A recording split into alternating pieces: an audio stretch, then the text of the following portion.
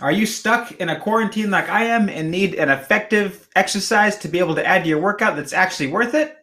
Well, if you do, try some chin-ups.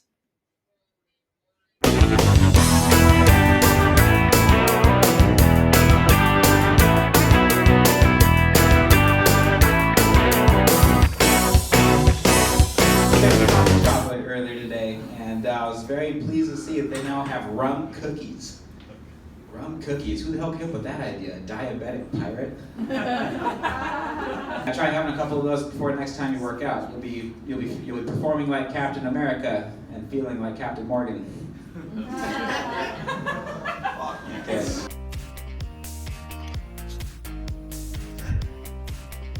So this exercise is going to hit all aspects of the back, but we're going to focus primarily on the lats. You also have your erector spinae, your rhomboids, and your traps, but the lats is going to be what we're really focusing on with this exercise.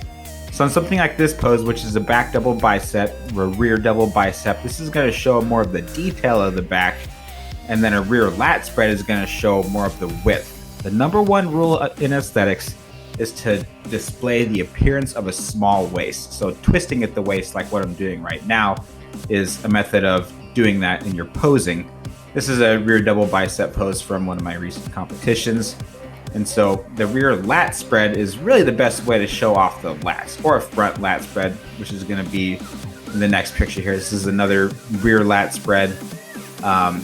When it comes to the front lat spread, it's basically the same thing.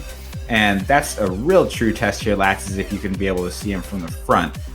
There's nothing you can do to make your waist smaller, but if you build your lats and if you build your upper body muscles, that's gonna proportionately make it larger than your waist. So, and then you can do some fun poses like this. I don't really know what to call this pose. I guess this is my signature whiskey drinking pose. This is Muscle Beach again. This is my brother and I in these chin-ups that we're doing right now. So this is just a standard wide grip chin-up. That's the great thing about chin-ups, is you can really hit your back from a bunch of different angles, and I encourage you to experiment with as many different angles as you can. Going nice and slow like this is going to help you have more of a mind connection with your lats. This variation here, which is where you have a supinated grip, will use a little bit more biceps and a little more lower lats, and it will take a little more emphasis off of the traps. But everybody's different. Everybody's back has different tie-ins and is built a little bit differently. Something like this here, you can get these on Amazon. This is a door frame chin-up bar. So this is something you can put in pretty much any door frame, so you can do them anywhere. Here I'm doing it with weight. And so if you want to add a little more weight to try to get into that 3 to 5 rep range to failure, that's a great way to be able to build your back too.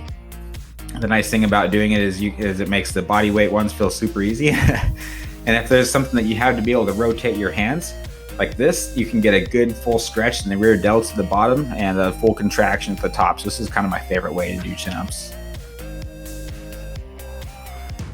You know those folk in Italy that are literally under house arrest for being Italian?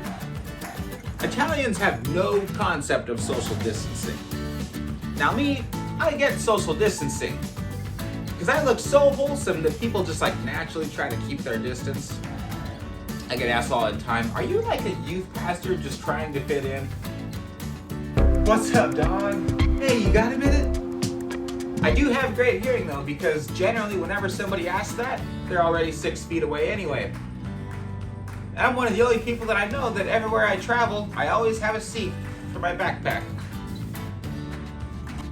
Alright, as usual, we're going to end this video with a bit of a Bible rant. So in a way, I kind of wasn't joking about the youth pastor thing. I don't want to try to make a case for the coronavirus being a good thing at all. I do not think that it is. This is a horrible thing that we're all going through, but I really believe that if we have the right mindset, if we start realizing things that maybe we've taken for granted and ways that we can rise through this together, I really think that as people and as a country, we can come out of this more unified and that we can find ways to grow through this. And I'm not trying to compare the amount of good things that are happening to the amount of bad things that are happening. I'm just making a case right now for the fact that we can become better through this.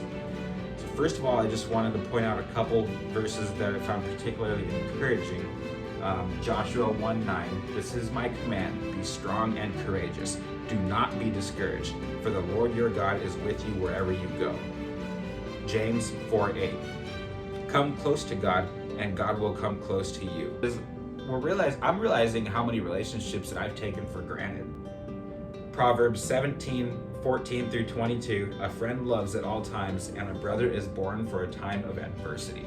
So God doesn't just give us himself and his word and his presence in times like this, but he gives us each other to be able to help each other. So it's amazing how many relationships that you take for granted when you realize you can't even go out and see each other. You can't even shake hands anymore. Like, this is a big deal. When we finally get back to the point that we're going to be shaking hands and hugging again, then we're going to have that much more value around it. So that's something important that I believe we can take away. And then the amount of time that we can spend with family right now, okay? I've been spending a lot more time with my family lately.